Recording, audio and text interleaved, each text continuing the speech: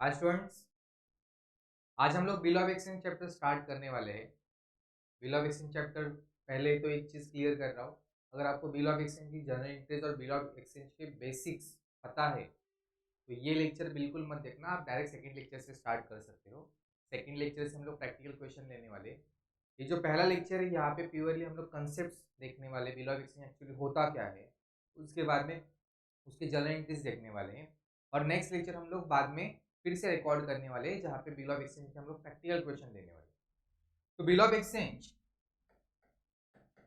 पहली बात तो एक निगोशिएबल इंस्ट्रूमेंट है, जहाँ पे निगोशिएबल इंस्ट्रूमेंट एक्ट में इसके बारे में डिस्कस किया हुआ है। तो बिल ऑफ एक्सचेंज क्या है? एक निगोशिएबल इंस्ट्रूमेंट। अभी निगोशिएबल इंस्ट्रूमेंट होता क्या है?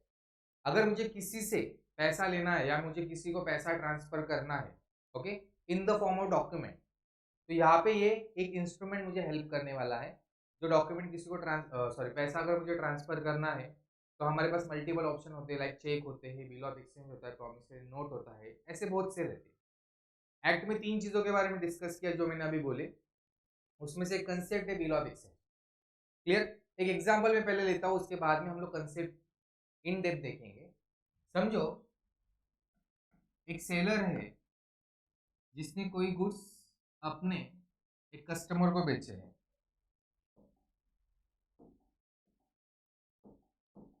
ओके, तो जिसको मैं बोलूंगा बायर।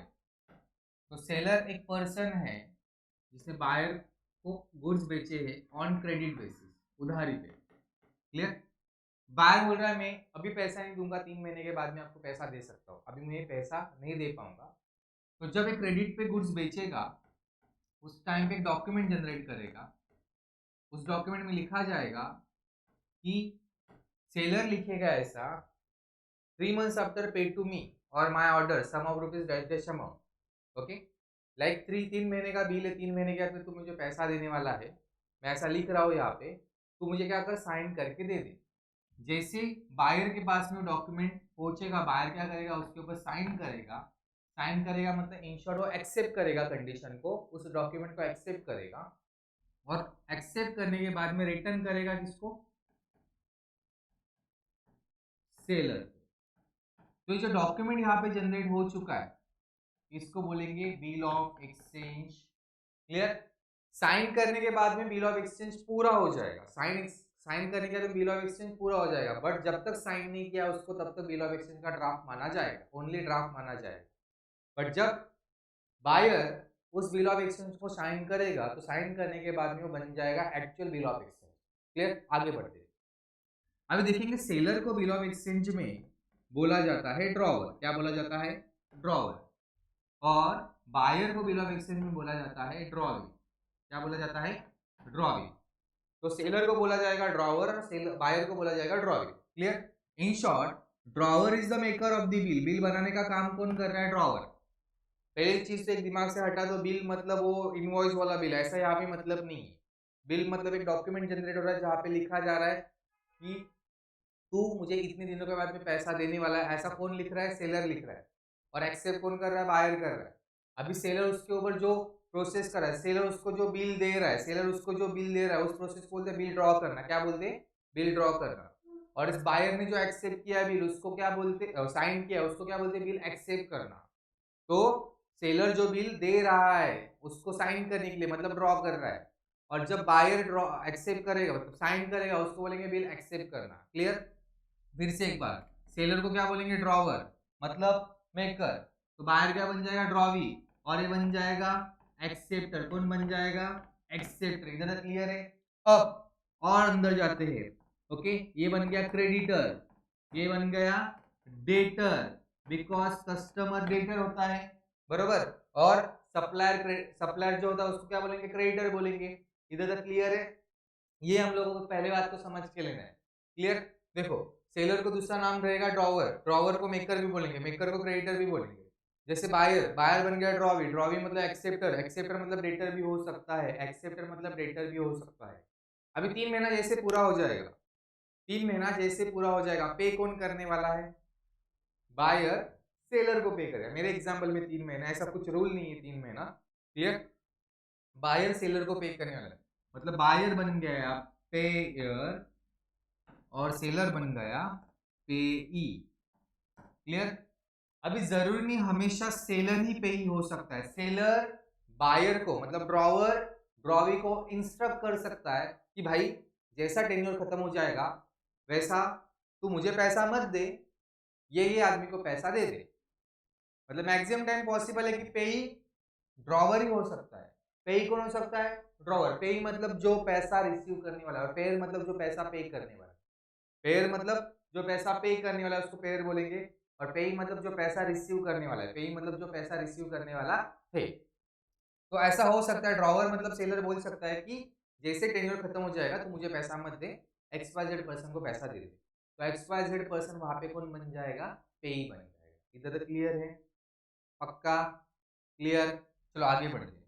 अभी यहाँ पे हम लोग फॉर्मेट लिख रहे हैं। हाँ, और एक चीज ऐसा हो सकता है कि सेलर बायर से जो बिल साइन करके रिटर्न आया हुआ है, बायर मतलब ड्रॉवी से जो बिल साइन करके रिटर्न आया है, ड्रॉवी ने जो बिल एक्सेप्ट किया, साइन मतलब क्या? एक्सेप्ट किया हुआ है, वो बिल जो रिटर्न सेलर के पास में आया हुआ है, सेलर उस बिल को किसी और पर्सन के नाम पे ट्रांसफर कर सकता है। एग्जांपल के तौर पे सेलर एक्स है और बायर वाई है। क्लियर? एक्स को वाई से पैसा आने वाला है और वाई ने उसके बदले में बिल साइन करके दिया हुआ है एक्स को। एक्स ने मिस्टर जेड से गुड्स उधारी पे लिए हुए और मिस्टर जेड एक्स से पैसा मांग रहा है कि भाई मुझे पैसा दे, बट एक्स बोल रहा है कि मेरे पास फिलहाल पैसा नहीं है, बट ये जो वाई नाम का आदमी उसने मुझे एक बिल साइन करके दिया हुआ है, ये जैसे टेन्योर खत्म हो जाएगा तो वाई मुझे पैसा देने वाला। क्लियर? तो एक्स बोल रहा है एक काम करिए, बिल तेरे पास रख दे, जैसे टेन्योर खत्म हो जाएगा वो तेरे को पैसा पे कर देगा। क्लियर? तो इस केस में एक्स ने जो अपना बिल था जेड के नाम पे ट्रांसफर कर दिया।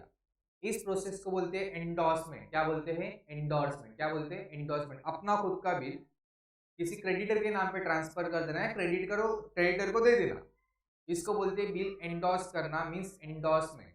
क्या बोलते हैं? एंडोर्समेंट। अब किसने किसके नाम पे बिल ट्रांसफर किया? सेलर ने मतलब मिस्टर एक्स ने जेड के नाम पे बिल ट्रांसफर किया, तो मिस्टर एक्स यहाँ पे बन गया एंडोर्सर। कौन बन गया? एंडोर्सर। वो अपना बिल एंडोर्स कर रहा है, तो ये कौन बन गया? एंडोर्सर। तो जेड कौन बन गया? एंडोर्सी। कौन बन गया?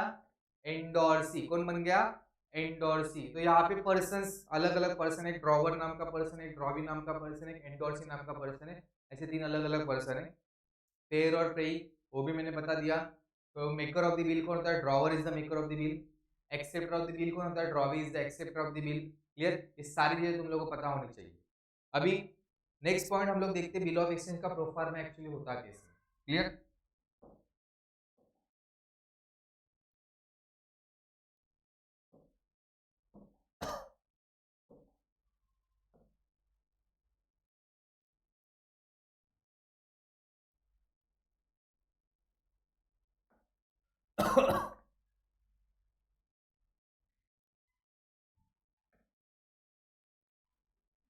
देखो, ऊपर पहले टाइटल देने का बिल ऑफ एक्सचेंज, एग्जाम में तुम लोगों को 5 मार्क्स के लिए पूछ सकते हैं। क्योंकि बनाने वाला कौन है? ड्रॉवर। तो यहाँ पे ड्रॉवर का नाम, उसका एड्रेस और देन डेट डालना है, जैसे लेटर में हम लोग लिखते हैं वैसा। फिर यहाँ पे स्टैम्प वर्ड लिखना है। नॉर्मली स्टैम्प चिपकाया जाता है, उस स्टैम्प को लिखना है। अभी आप एग्जाम में तो स्टैम्प लेके जाने वाले नहीं हो, तो स्टैम्प वर्ड लिखोगे। देन बिल का जो अमाउंट रहेगा, लाइक मेरे एग्जाम्पल में समझो 10,000, तो मैं यहाँ पे 10,000 लिख रहा हूँ। समझो बिल 3 महीने का है, तो यहाँ पे लाइन लिखूंगा 3 months after pay to me, और माय ऑर्डर, मेरे ऑर्डर के हिसाब से, order sum of rupees 10,000 only. बाद में वैल्यू रिसीव लिख सकते हो, ऐसा लॉ में किधर लिखा हुआ नहीं कि वैल्यू रिसीव, बट लिख सकते हो। अभी यहाँ पे क्या लिखा, पे टू मी और माई ऑर्डर, मतलब मुझे पे कर, बट मुझे यहाँ पे इसको इंस्ट्रक्शन देना है कि किसी और पर्सन को पे कर, तो मैं यहाँ पे लिखूंगा, समझो मुझे इंस्ट्रक्ट करना है कि मिस्टर आर को पे कर, तो मैं यहाँ पे क्या लिखूंगा, पे टू मिस्टर आर और इज ऑर्डर, पे टू मिस्टर और सॉरी आर और इज ऑर्डर, ऐसा मैं यहाँ पे लिखूंगा, समझ में आया। उसके बाद में टू, यहाँ पे ड्रॉवी का नेम आएगा, मतलब बायर उसका एड्रेस आएगा, देन में यहाँ पे मतलब ड्रॉवर जो रहेगा वो साइन करेगा और ब्रैकेट में खुद का नाम डालेगा, क्लियर। अब पार्टनरशिप फर्म रहेगा तो यहाँ पे पार्टनर का नाम आएगा, पार्टनरशिप फर्म का नाम और उसके बाद में पार्टनर का नाम, इतना सब कुछ आएगा, क्लियर। अब ये जो काम, ये काम रहेगा बनाने का पूरी तरह से ड्रॉवर का, किसका काम रहेगा, ड्रॉवर का, किसका काम रहेगा, ड्रॉवर का। ड्रॉवर ये फॉर्मेट ड्रॉवी के पास में भेजेगा, ये ड्रॉवी क्या करेगा, इसको एक्सेप्ट करेगा, एक्सेप्ट मतलब यहाँ पे लिखेगा एक्सेप्टेड, देखो एक्सेप्टेड का कोई स्टैंडर्ड फॉर्मेट नहीं है, कोई क्रॉस में लिखता है, कोई सीधा लिखता है, कैसे भी चलेगा, ऐसे लिखेगा एक्सेप्टेड साइन ड्रॉवी और ड्रॉवी का नाम ब्रैकेट में, क्लियर। उसने जैसे के वैसे बिल एक्सेप्ट किया, जैसे बिल मैंने भेजा था उतने ही, जितना अमाउंट का मैंने बिल बनाया था, जितने टेन्योर का मैंने बिल बनाया था, एज इट इज उसने एक्सेप्ट किया, एज इट इज उसने एक्सेप्ट किया, उसको बोलेंगे जनरल एक्सेप्टेंस, क्या बोलेंगे, जनरल एक्सेप्टेंस, क्या बोलेंगे, जनरल एक्सेप्टेंस। बट कोई कोई रहते हैं ना एडे, तू भाई 10,000 लिख रहा है बट हमारी बात तो 9,500 की हुई थी, तो ऐसा क्यों कर रहा है, ये वो ताम झाम, तू भले लिख 10,000 बट मैंने 9,500 एक्सेप्ट कर रहा हूँ, तो ऐसे लिखेगा यहाँ पे एक्सेप्टेड ₹9,500 और खुद का साइन लिख करेगा, एक्सेप्टेड ₹9,500, यहाँ पे ऐसा तो क्लियर कट लिखेगा एक्सेप्टेड ₹9,500 ओनली, मैं 9,500 के लिए एक्सेप्ट कर रहा हूँ, तेरे को जितना लिखना है उतना लिख, बराबर। बट बिल कितने का बना था, 10,000 का, उसने एक्सेप्ट किया 9,500, बराबर।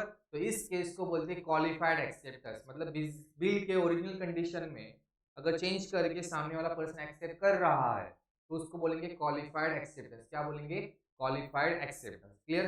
तो यहाँ पे और किस में पॉसिबल है चेंज करना, लाइक यहाँ पे 3 महीना लिखा है बट सामने वाला बोलता है मैं 4 महीने के लिए बिल एक्सेप्ट कर रहा हूँ, तो ऐसे लिख सकता है एक्सेप्टेड फॉर 4 मंथ, तू लिख 4 महीना बट मैंने कितने महीने के लिए एक्सेप्ट किया है, सॉरी तू लिख 3 महीना बट मैंने एक्सेप्ट कितने महीने के लिए किया है, 4 महीने के लिए किया है, बरोबर। तो इस केस में भी इसको क्वालिफाइड एक्सेप्टेंस बोला जाए। तो जनरल एक्सेप्टेंस मतलब एज इट इज बिल को एक्सेप्ट करना, और क्वालिफाइड एक्सेप्टेंस मतलब बिल के ओरिजिनल कंडीशन में थोड़ा बहुत चेंज करके एक्सेप्ट करना। इधर तक शायद क्लियर हुआ रहेगा। तो आगे बढ़ते हैं, तुरंत हम लोग जनरल एंट्री की तरफ बढ़ते हैं, थोड़ा सा फास्ट में लेक्चर में लेने वाला हूँ, ओके। तुरंत हम लोग जनरल एंट्री की तरफ बढ़ रहे हैं। तो कंसेप्ट वाइज अगर आपको कोई भी कंसेप्ट का क्लियरिफिकेशन चाहिए तो इस लेक्चर को जैसे मैं अपलोड करूंगा और आप लोग देख लोगे, देखने के बाद में अगर कोई कंसेप्ट में डाउट रहेगा या कोई कंसेप्ट का इन डिटेल एक्सप्लेनेशन चाहिए तो आप कमेंट बॉक्स में डालो, देन वो रीड करके मैं अगले लेक्चर में उसको कवर करने की कोशिश करूंगा, ओके। आगे बढ़ते अभी हम लोग कर रहे हैं जर्नल एंट्री, ओके। तो सबसे पहले ड्रॉवर क्या करेगा, अपने गुड्स को सेल करेगा, किसको सेल करने वाला, ड्रॉवी को सेल करने वाला। तो ड्रॉवी क्या करेगा, परचेस करेगा। ड्रॉवर मतलब इन शॉर्ट क्रेडिटर और ड्रॉवी मतलब कौन, बायर या डेटर। ड्रॉवी मतलब कौन है, डेटर, ड्रॉवी मतलब कौन है, डेटर। तो सबसे पहले हम लोग ट्रांजेक्शन करेंगे सेल और परचेस। तो सेल करने को वाला कौन है, ड्रॉवर। तो सिंपल ड्रॉवर का सेल का जनरल एंट्री क्या होता है, debtor account debit to sale account, but यहाँ पे डेटर के बदले में हम लोग ड्रॉवी वर्ड यूज करने वाले, डेटर के बदले में हम लोग वर्ड यूज क्या करने वाले, ड्रॉवी। तो drawee account debit to sale. अभी मैं थोड़ा थोड़ा इसका लॉजिक भी समझाऊंगा, बेसिक जर्नल भी थोड़ा सा कवर करने की कोशिश करूंगा। तो ड्रॉवी को डेबिट क्यों किया है, ड्रॉवी से पैसा आने का बाकी है, और जो जो पर्सन से पैसा आने का बाकी है उसको हम लोग डेटर बोलते हैं, डेटर को साइड कौन सी होती है, डेबिट, इसलिए मैंने यहाँ पे ड्रॉवी को डेबिट किया, बरोबर। सेल इज अवर इनकम, तो इनकम हमेशा क्रेडिट में दिखेगा, क्लियर। अब ड्रॉवी के बुक में एंट्री परचेस, ड्रॉवी के लिए परचेस तो एक्सपेंसेस बन जाएगा, और एक्सपेंसेस कहाँ पे दिखता है, डेबिट साइड में एज पर नॉमिनल अकाउंट, तो यहाँ पे डेबिट में लिखा। और ड्रॉवर को क्रेडिट क्यों किया, ड्रॉवर को एज अ ड्रॉवी, ड्रॉवर को पैसा देने का बाकी, और जिसको पैसा देने का बाकी हो अपने लिए बन जाता है क्रेडिटर, क्रेडिटर मतलब लाइबिलिटी, और लाइबिलिटी को साइड कौन सी होती है, क्रेडिट, इसलिए ड्रॉवर को मैंने यहाँ पे क्रेडिट किया हुआ है। अगला एंट्री, मैंने प्रोसेस क्या समझाया था, हम लोग गुड्स जैसे सेल करेंगे उसके बाद में हम लोग उसको एक बिल बना के देंगे, बिल बना के देगा, कौन देने वाला, ड्रॉवर बिल बना के देगा, कौन बिल बना के देने वाला है? ड्रॉवर। ओके, तो ड्रॉवर जो बिल बना के ड्रॉवी को दे रहा है उसको बोलते हैं बिल ड्रॉ करना। क्या बोलते हैं? बिल ड्रॉ करना। ड्रॉवी क्या कर रहा है? उसके ऊपर साइन कर रहा है, मतलब बिल को क्या कर रहा है? एक्सेप्ट कर रहा है। एक्सेप्ट करके रिटर्न किसको करने वाला है? ड्रॉवर को रिटर्न करने वाला है। किसको रिटर्न करने वाला है? ड्रॉवर को रिटर्न करने वाला है। क्लियर? देखो मैं बार बार एक ही चीज रिपीट कर रहा हूँ कि आपका कंसेप्ट अच्छे से क्लियर हो जाए। क्लियर? देखो आगे बढ़ रहे हैं। अभी ड्रॉवर क्या कर रहा है? अपने बिल को ड्रॉवी के नाम पे ड्रॉ कर रहा है। तो इस केस में एक नया बिल बन रहा है। ओके, तो फिलहाल उसको बिल रिसीवेबल बोल रहा है। क्या बोल रहा है? Bill receivable. रिसीवेबल मतलब उससे पैसा आने का बाकी बिल का। तो क्या कर रहा है? बिल रिसीवेबल अकाउंट को डेबिट कर रहा है और ड्रॉवी को कैंसिल कर रहा है, बिकॉज डेटर्स से पैसा आने का बाकी था। अभी ऐसा समझो कि उसको डेटर्स के कैटेगरी से हटा रहे और बिल रिसीवेबल के कैटेगरी में डाल रहे। ओके, तो डेटर यहाँ पे डेबिट था, मतलब ड्रॉवी यहाँ पे डेबिट था, तो उसको कैंसिल करने के लिए मैं यहाँ पे क्या कर रहा हूँ? क्रेडिट कर रहा हूँ। और बिल मैंने उसको दे दिया है, उसके ऊपर ड्रॉ किया है, मतलब उससे बिल का पैसा आने का बाकी है, और जो पैसा आने का बाकी है उसको असेट बोलते हैं। तो असेट को मैंने यहाँ पे डेबिट साइड में लिखा हुआ है। अब ड्रॉवी के बुक में समझने की कोशिश करते हैं। ड्रॉवर को यहाँ पे मैंने क्रेडिट किया था। अब यहाँ पे भी समझने के लिए ऐसा देखो, उसको मैं ड्रॉवर के कैटेगरी में से हटा रहा हूँ और बिल्स पेबल के कैटेगरी में डाल रहा हूँ। तो ड्रॉवर यहाँ पे डेबिट था, अभी उसको हटाना है। सॉरी, ड्रॉवर यहाँ पे क्रेडिट था, अभी उसको हटाना है। तो हटाने के लिए मैं क्या करूंगा? डेबिट करूंगा। इसलिए ड्रॉवर को मैं यहाँ पे डेबिट कर रहा हूँ। क्लियर? अभी मुझे बिल पेएबल, मैंने बिल एक्सेप्ट किया, बिल का भी मुझे पेमेंट करने का बाकी है। तो जो पेमेंट करने का बाकी है, जो पेएबल है, मेरे लिए बन जाएगा लायबिलिटी, और लायबिलिटी को साइड कौन सा होता है? क्रेडिट। तो पहले मैंने उसको इसके बुक में, ड्रॉवर के बुक में पहले डेटर समझा था, अभी डेटर्स में से बिल रिसीवेबल के कैटेगरी में डाल रहा हूँ। ड्रॉवी के बुक में उसको मैंने पहले क्रेडिटर के कैटेगरी में रखा था, अब उसको मैंने बिल्स पेएबल के कैटेगरी में डाल रहा हूँ। अब मैंने उसके ऊपर बिल ड्रॉ कर दिया। जैसे टेन्योर खत्म हो जाएगा, ड्यू डेट आएगा। जैसे टेन्योर खत्म हो जाएगा, ड्यू डेट आएगा। तो ड्यू डेट आने के बाद, ड्यू डेट आने के बाद एक तो ड्रॉवी मुझे पैसा देगा या नहीं देगा। अगर मैं ड्रॉवर हूं, अगर मैं ड्रॉवर हूं, तो ड्रॉवी एक तो मुझे पैसा देगा या नहीं देगा। ड्रॉवी ने अगर ड्यू डेट के दिन ड्रॉवर को पैसा दे दिया, उस केस को बोलते हैं होनर्ड। बिल क्या हो गया? होनर्ड। बिल क्या हो गया? होनर्ड। मतलब मैच्योरिटी डेट या ड्यू डेट आने के बाद में ड्रॉवर ने ड्रॉवी को पैसा दे दिया, तो उस केस को बोलते हैं बिल हो गया होनर्ड। क्या हो गया? बिल हो गया होनर्ड। बट ड्रॉवी ने पैसा नहीं दिया, ड्रॉवी ने पैसा नहीं दिया, उसको बोला जाएगा डिसऑनर्ड। क्या बोला जाएगा? डिसऑनर्ड। समझ के लो। In case of honour, honour हुआ बिल, मतलब ड्रॉवर का पैसा मिला, और जब जब पैसा मिलेगा कैश या बैंक अकाउंट को हम लोग डेबिट करेंगे, तो कैश या बैंक अकाउंट को हमने डेबिट किया। अब बिल का पैसा मिला, तो बिल क्या हो जाएगा? उधर कैंसिल। बिल रिसीवेबल यहाँ पे डेबिट था, तो कैंसिल करने के लिए मैं यहाँ पे क्या करूंगा? क्रेडिट करूंगा उधर। अब ड्रॉवी ने पैसा पे किया, ड्रॉवी ने पैसा पे किया, मतलब उसके यहाँ से पैसा गया। जब जब पैसा जाएगा कैश या बैंक अकाउंट को क्रेडिट करेंगे। तो बिल्स पेबल को डेबिट क्यों किया?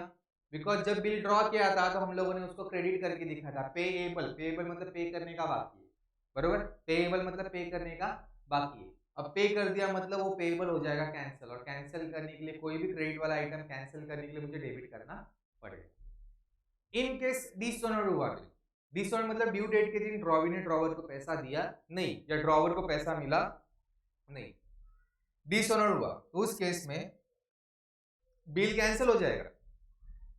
बिल क्या हो जाएगा?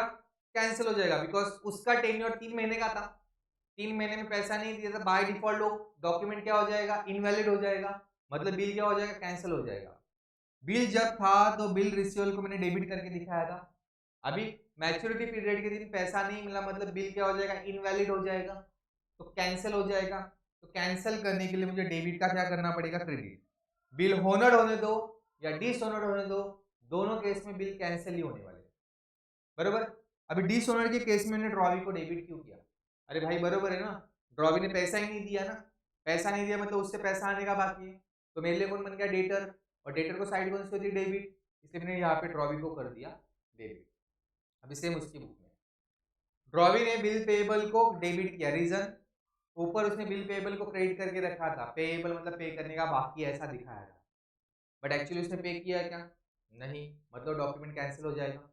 तो क्रेडिट का मैंने यहाँ पे, सॉरी किधर गया, क्रेडिट का मैंने यहाँ पे क्या कर दिया? डेबिट कर दिया। अब ड्रॉवर को मैंने क्रेडिट क्यों किया? In the books of drawing, because drawer को अभी भी पैसा देने का बाकी है, वो मेरे लिए क्रेडिटर बन जाएगा और क्रेडिटर को साइड कौन सी होती है, क्रेडिट, इसलिए मैंने यहाँ पे इसको क्रेडिट साइड में लिखा हुआ है। ये हो गया सिंपल केस। गुड सेल करना, बिल ड्रॉ करना, बिल एक तो ओनर होगा नहीं तो डिसओनर होगा, एक तो ओनर होगा या डिसओनर होगा। आगे अब डिस्काउंटिंग ऑफ बिल का कंसेप्ट थोड़ा इंटरेस्टिंग कंसेप्ट है और एग्जाम में मोस्ट ऑफ द टाइम इस पॉइंट के ऊपर क्वेश्चन आ जाता है। बहुत इंटरेस्टिंग क्वेश्चन है, समझ के लो क्या है। अब एज ए ड्रॉवर मैंने ड्रॉविंग के ऊपर बिल ड्रॉ करके रखा है, एज ए ड्रॉवर मैंने ड्रॉविंग के ऊपर बिल ड्रॉ किया है और ड्रॉविंग ने बिल एक्सेप्ट भी किया है, बट ड्रॉविंग बोल रहा है मैं 3 महीने के बाद में पैसा दूंगा। मेरे एग्जाम्पल में 3 महीने के बाद में पैसा देने वाला, बट मुझे आज ही पैसे की जरूरत पड़ी।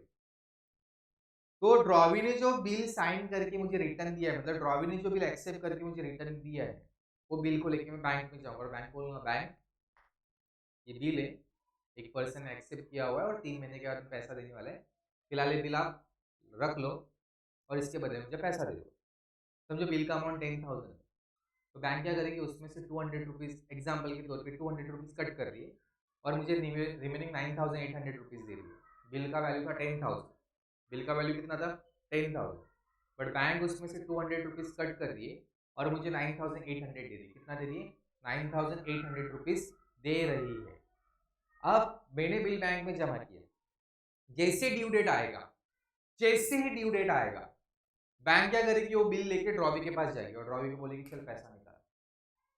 मतलब अभी मेरी जिम्मेदारी नहीं, एज ए ड्रॉवर अभी मेरी जिम्मेदारी नहीं कि ड्रॉवी से पैसा वसूलना, बरोबर। जिम्मेदारी किसकी बन जाएगी बैंक की कि ड्रॉवी से पैसा वसूलना, और ड्रॉवी से पूरा का पूरा 10,000 रुपीज बैंक लेगी। बट गेम तब खराब होगा जब ड्रॉवी बैंक को पैसा ही नहीं देगी, ड्रॉवी ने बिल डिसऑनर कर दिया, बरोबर। अगर ड्रॉवी ने बैंक को ड्यू डेट के दिन पैसा नहीं दिया, पैसा नहीं दिया, तो बैंक आके ड्रॉवर को पकड़ेगी, मतलब जिसने बैंक में बिल डिस्काउंट करवाया था, बैंक में जाके वो 10,000 के बदले में 9,800 लिया था ना बैंक से ड्रॉवर ने, उसको तो डिस्काउंटिंग करवाना, तो ड्रॉवर के पास आएगा और ड्रॉवर को बोलेगी चल पैसा निकाल। तो उस केस में ड्रॉवर की लायबिलिटी बैंक को पैसा दे। क्लियर है सीन, देखो समझ के लो। तो यहाँ पे बिल ड्रॉ हो चुका है, सामने वाले ने एक्सेप्ट किया है, अब ड्रॉवर जा रहा है बैंक में बिल डिस्काउंट करवाने के लिए, ड्रॉवी को इसके बारे में कुछ भी भनक नहीं है, तो ड्रॉवी की बुक में एंट्री होने वाली नहीं है। बट ड्रॉवर को पैसा मिला इसलिए बैंक अकाउंट को डेबिट करेगा, उसको मिला कितना 9,800। डिस्काउंट अकाउंट को डेबिट क्यों करेगा, बिकॉज उसको 200 रुपया कम मिला, मतलब उसको लॉस हुआ है, और लॉस कहाँ पे था डेबिट साइड में, इसलिए डिस्काउंट को डेबिट किया है। अभी बिल इसके पास फिलहाल नहीं है, ड्रॉवर के पास में, उसने बैंक में जमा किया, मतलब ड्रॉवर के यहाँ से बिल कैंसिल होने वाला है, और जब जब बिल रिसीवेबल कैंसिल होगा तो उसको क्या करना पड़ेगा, क्रेडिट करना पड़ेगा। क्लियर। नेक्स्ट, बिल ओनर हो रहा है, ओनर मतलब ड्यू डेट के दिन ड्रॉवी ने ड्रॉवर को पैसा दे दिया, ड्यू डेट के दिन ड्रॉवी ने ड्रॉवर को पैसा दिया, मतलब सॉरी ड्यू डेट के दिन ड्रॉवी ने बिल का पेमेंट कर दिया, ड्यू डेट के दिन ड्रॉवी ने बिल का पेमेंट कर दिया, इसको बोलते ओनर। अभी ओनर हुआ, बिल पड़ा किसका, बैंक के पास में, बरोबर, और इसका पैसा लेने वाला कौन है, बैंक लेने वाला, इसका पैसा कौन लेने वाला, बैंक लेने वाला, बरोबर। तो ड्रॉवर को कुछ मिलने वाला नहीं, तो ड्रॉवर की बुक में एंट्री नहीं होने वाला। अभी ड्रॉवर नॉर्मल पेमेंट करने वाला है, तो bill payable account debit to cash और बैंक अकाउंट। क्लियर। मैंने क्या बोला, गेम खराब तब होगा जब ड्रॉवी ड्यू डेट के दिन पैसा नहीं देगा, उसको बोलते हैं डिसऑनर ऑफ बिल, उसको क्या बोलते हैं, डिसऑनर ऑफ बिल। अभी ड्रॉवी ने ड्यू डेट के दिन पैसा नहीं दिया, बरोबर, तो ड्रॉवी अकाउंट डेबिट, ड्रॉवी को मैं डेबिट क्यों कर रहा हूँ, बिकॉज ड्रॉवी मेरे लिए फिर से कौन बन जाएगा, डेटर्स, और डेटर को साइड कौन सी होती है, डेबिट, इसलिए मैंने ड्रॉवी को यहाँ पे डेबिट करा, इसलिए मैं ड्रॉवी को यहाँ पे क्या कर रहा हूँ, डेबिट। और बैंक को क्रेडिट क्यों किया, मैंने जैसे मेरे एग्जाम्पल में बोला था कि ड्रॉवी अगर पैसा नहीं देगा तो ड्रॉवर को अपने जेब में से पैसा पे करना पड़ेगा, और जब जब बिल का कोई भी पेमेंट करना हो या बिल का पेमेंट करना हो तो हमारे ऐसे पैसा जाता है, और जब जब पैसा जाएगा बैंक अकाउंट को हम लोग क्या करेंगे, क्रेडिट करने वाले थे। और ड्रॉवी के बुक में वही डिसऑनर की एंट्री नॉर्मल जो पीछे हुई थी, bill payable account debit to drawer account. अगला कंडीशन है bill send for collection. Bill send for collection का पहले एग्जाम्पल समझ के लो। अभी मैंने किसी के ऊपर बिल ड्रॉ किया है, मैंने किसी के ऊपर बिल ड्रॉ किया हुआ है, ओके, और मुझे प्रैक्टिकली ड्रॉवी के पास जाके पैसा वसूलने के लिए टाइम नहीं है, ड्रॉवी पैसा देने वाला ऐसा बोला, बट वहाँ पे मैं जाऊँ, मेरा ट्रैवलिंग का वगैरह सब, मेरा टाइम बर्बाद हो जाएगा, ये सारी चीज़ें। तो मैं बैंक को बोल रहा हूँ, बैंक को इंस्ट्रक्शन का, बैंक ये बिल ले और सामने वाले आदमी से मुझे बिल का पेमेंट ला के दे, मतलब कलेक्शन करके आ। तो बैंक वहाँ पे कलेक्शन का सर्विस देती है। तो मैंने बिल बैंक में जमा किया, मतलब बैंक को सेंड किया फॉर कलेक्शन। तो ये कंडीशन है, बिल सेंड फॉर कलेक्शन। तो सबसे पहले मैं बैंक में जाके बिल जमा करके आऊँगा। ड्रॉवी को इसके बारे में पता चलेगा नहीं, तो अगेन ड्रॉवी के बुक में इसके लिए कोई एंट्री नहीं होगी। बट मैंने अपना बिल बैंक में जमा किया, मतलब मेरे यहाँ से बिल कैंसिल होगा, ड्रॉवर की बुक से बिल कैंसिल होगा। और ड्रॉवर के लिए बिल रिसीवेबल डेबिट था, तो कैंसिल करने के लिए वो क्या करेगा, क्रेडिट। अब उसके लिए बिल सेंड फॉर कलेक्शन क्या बन जाएगा, डेबिट बन जाएगा, वो असेट बन जाएगा, बिकॉज उधर से पैसा आने वाला है।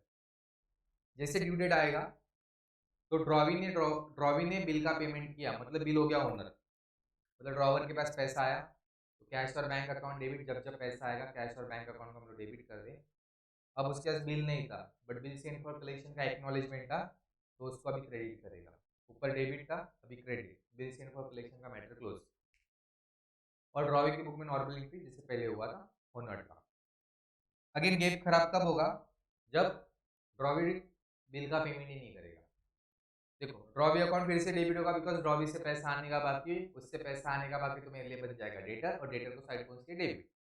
और बिल सेंड फॉर कलेक्शन, अभी वो जो बैंक ने मुझे एक्नॉलेजमेंट दिया था, मैंने बैंक में जाके बिल जो सबमिट किया था उसका एक्नॉलेजमेंट बैंक ने दिया था। अभी सामने वाले ने पैसा नहीं दिया ड्रॉवी ने, तो एक्नॉलेजमेंट कुछ काम करेगा क्या, नहीं, उसको भी कैंसिल करना पड़ेगा। तो बिल सेंड फॉर कलेक्शन यहाँ पे डेबिट का कैंसिल करेंगे क्रेडिट। एक तो बिल ओनर्ड होगा, नहीं तो डिसओनर्ड, दोनों के साथ में नहीं हो सकते। इसलिए एक तो यहाँ पे डेबिट होने के बाद में इधर ही क्रेडिट होगा या इधर ही क्रेडिट होगा। डेबिट पहले एंट्री में होगा, क्रेडिट एक तो दूसरे एंट्री में होगा, नहीं तो तीसरे एंट्री में, दो दो जगह पे क्रेडिट होने वाला नहीं है। क्लियर। ये बहुत से बच्चे लोग इसको देखने के बाद डर जाते हैं, बट मुझे अब तक नहीं समझा कि इसमें हार्ड पॉइंट कौन सा है। देखो इजी है, एंडोर्समेंट ऑफ बिल मैंने पहले ही स्टार्टिंग में समझा था, एंडोर्समेंट ऑफ बिल क्या होता है।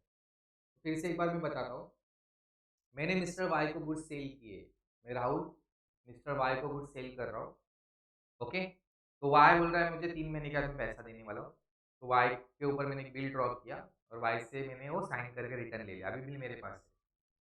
बट मिस्टर जेड नाम का आदमी जो मेरे से पैसा बार बार मांग रहा है, शायद मैंने उससे कुछ खरीदा था, तो मेरे से पैसा मांग रहा है। तो मैंने उसको बोला देख भाई, ये बिल मेरे पास साइन किया हुआ है वाई का, तू ले ले, और जैसे ड्यू डेट आएगा उससे तू ले ले, या वो तेरे को दे देगा। तो मैंने अपना बिल क्या किया, उसने वाई ने जो साइन करके मुझे बिल दिया था वो मैंने जेड के नाम पे ट्रांसफर कर दिया, जेड को दे दिया। उसको बोलते हैं एंडोर्समेंट ऑफ बिल, बरोबर। अब मैंने अपना बिल एंडोर्सी को दिया, मैंने अपना बिल एंडोर्सी को दिया, वो ड्रॉवी को पता चला होगा क्या, नहीं, ड्रॉवी को पता चलेगा ड्यू डेट के दिन, बरोबर, या ड्रॉवी का इसके साथ कुछ भी वास्ता नहीं।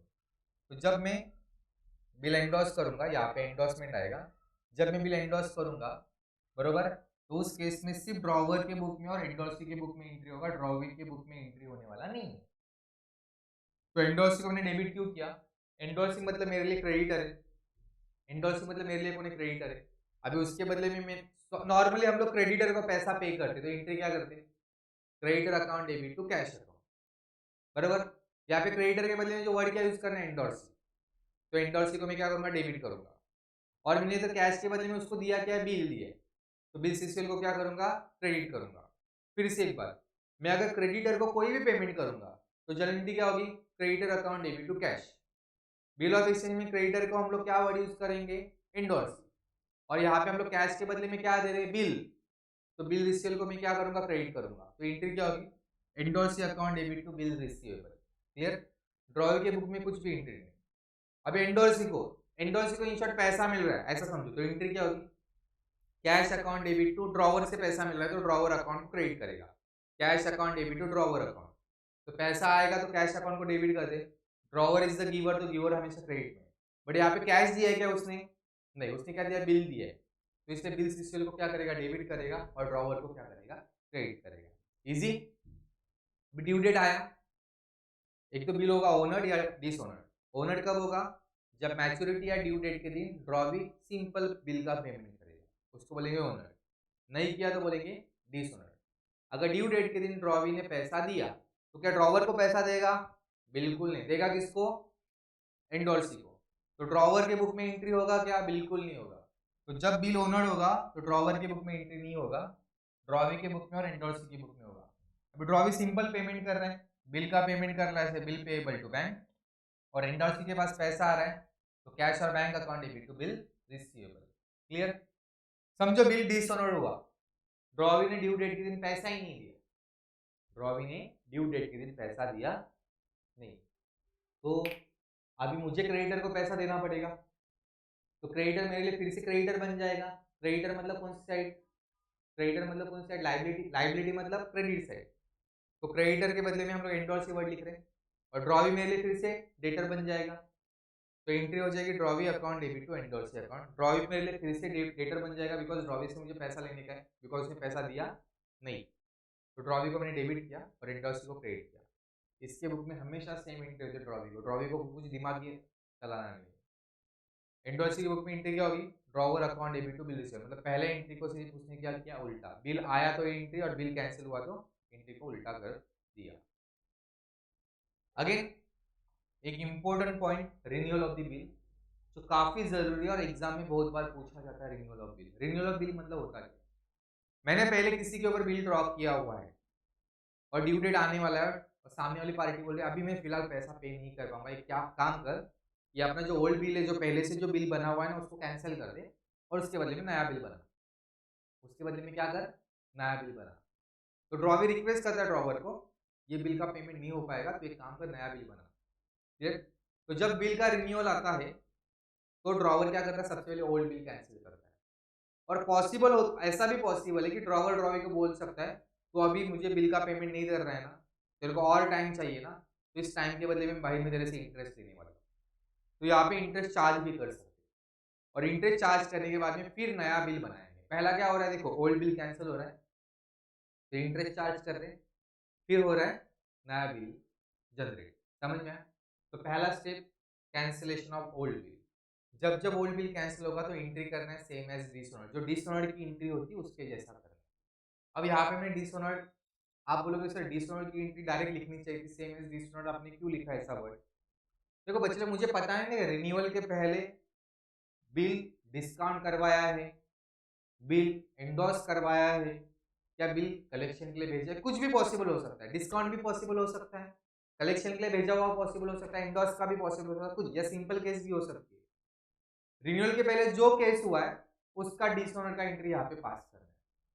रिन्यूअल के पहले जो केस हुआ है, like bill send for collection रहेगा तो bill send for collection dishonour का एंट्री यहाँ पे पास करना है। डिस्काउंटिंग वाला केस रहेगा पहले तो डिस्काउंटिंग डिसऑनर का केस पास करो। बिल एंडोर्स हुआ रहेगा तो एंडोर्समेंट का डिसऑनर का एंट्री पास करो। तो जो इसके पहले केस है उसका डिसऑनर का एंट्री आपको पास करना है, उसका भी इंटरेस्ट ड्यू होगा। अभी ड्रॉवी से मुझे इंटरेस्ट लेना है, एज ए ड्रॉवर में ड्रॉवी से पैसा लेने वाला, इंटरेस्ट लेने वाला हूँ।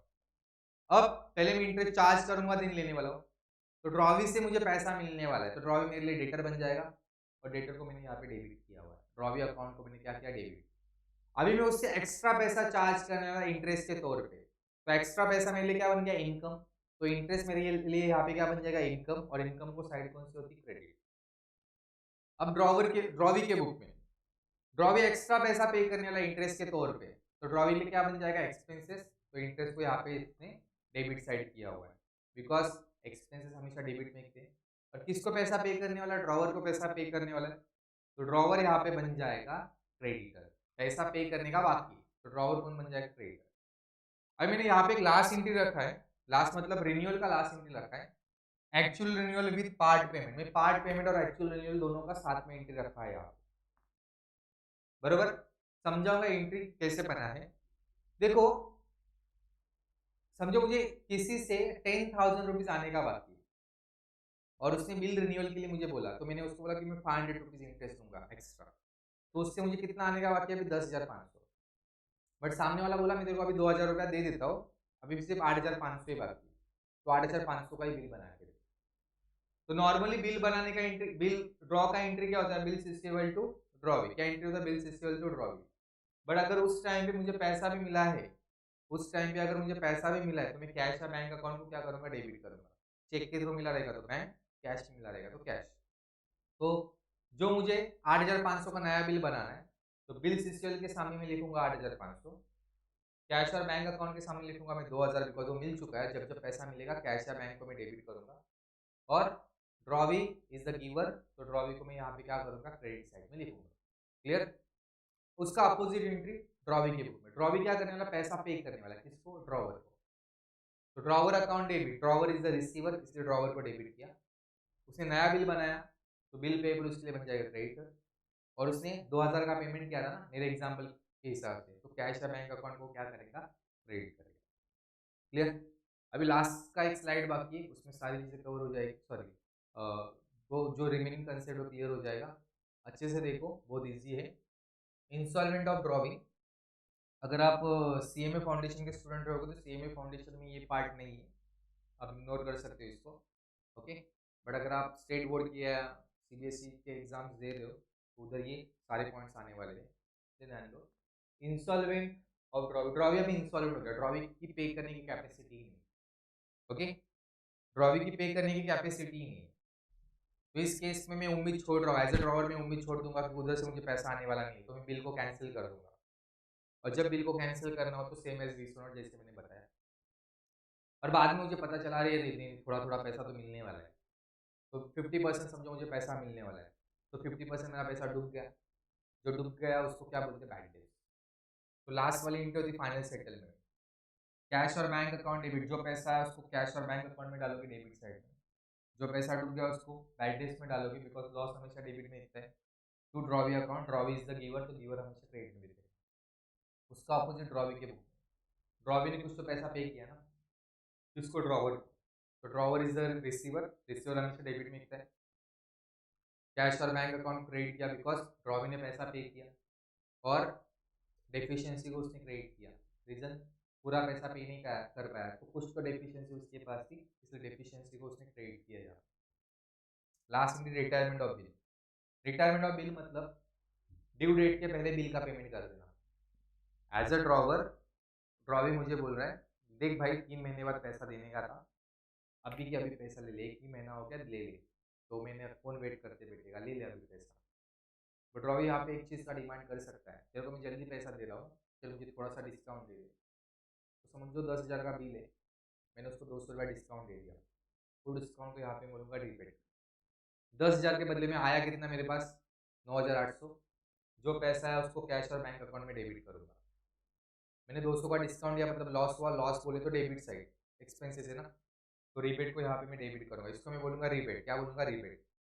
और बिल को मैं क्या करूँगा, कैंसिल, बिकॉज अभी बिल बचने वाला नहीं, उसने जल्दी पेमेंट कर दिया। अब ड्रॉवी की बुक में एंट्री क्या होगी, bill payable account debit to cash और bank account to rebate account. तो बिल पेएबल कैंसिल हो जाएगा बिकॉज बिल का पेमेंट हो गया। कैश और बैंक अकाउंट को मैं क्रेडिट करूँगा ड्रॉवी के बुक में, रीजन उसने पेमेंट किया हुआ है, उसने पेमेंट किया है, उसके यहाँ से पैसा गया, और जब जब पैसा जाएगा तो क्रेडिट करते एज पर रियल अकाउंट। और रिबेट, इसने रिबेट क्यों दिखाया, बिकॉज उसने 10,000 के बदले में 9,800 ही पे किया है ड्रॉवी ने, तो उसको 200 का क्या हो गया, प्रॉफिट। ओके, तो प्रॉफिट हमेशा क्रेडिट में, इसलिए रिबेट को यहाँ पे मैंने क्रेडिट साइड में दिखाया हुआ है। तो यहाँ पे हम लोगों ने लगभग सारा कंसेप्ट कवर कर लिया है। कुछ अगर बीच बीच में कंसेप्ट आते हैं तो मैं प्रैक्टिकल क्वेश्चन के टाइम पे बताऊंगा। अगला लेक्चर बिल्कुल प्रैक्टिकल क्वेश्चन का रहेगा, तो गलती से भी मिस मत करना। जो भी डाउट रहेगा आप कमेंट में पूछ सकते हो, मैं डाउट क्लियर करने की कोशिश करूँगा। एग्जाम्स आपके नज़दीक आ रहे हैं, आपके 12th की एग्ज़ाम भी नज़दीक आ रही है, उसके साथ साथ अगर प्रोफेशनल स्टूडेंट्स रहोगे तो उसकी भी एग्ज़ाम नज़दीक आ रहे हैं। ये हर एक कोर्स के लिए ज़रूरी है वीडियो। ओके, ये चैप्टर हर एक कोर्स में है, तो आप देख सकते हो। आपके फ्रेंड्स के साथ शेयर करो, चैनल को सब्सक्राइब करो और बेल आइकन को प्रेस करो, जैसे मैं नए वीडियो अपलोड करूँगा आपको दिख मिलेगा। और एक चीज़ है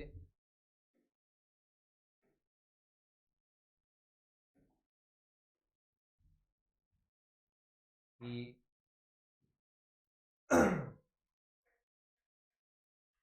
हम लोग लाइव लेक्चर्स भी प्रोवाइड करते हैं स्टूडेंट्स को। अगर आप face to face classes join नहीं कर सकते तो आप लाइव लेक्चर अटेंड कर सकते हो। हमारे अपकमिंग सीएमए फाउंडेशन की बैच अप्रैल से स्टार्ट होने वाली है, और ऑफर चालू 20% ऑफ टिल 31 मार्च 2024, तो आप इसमें एनरोल कर सकते हो। थैंक यू, मिलते हैं अगले लेक्चर में, बाय।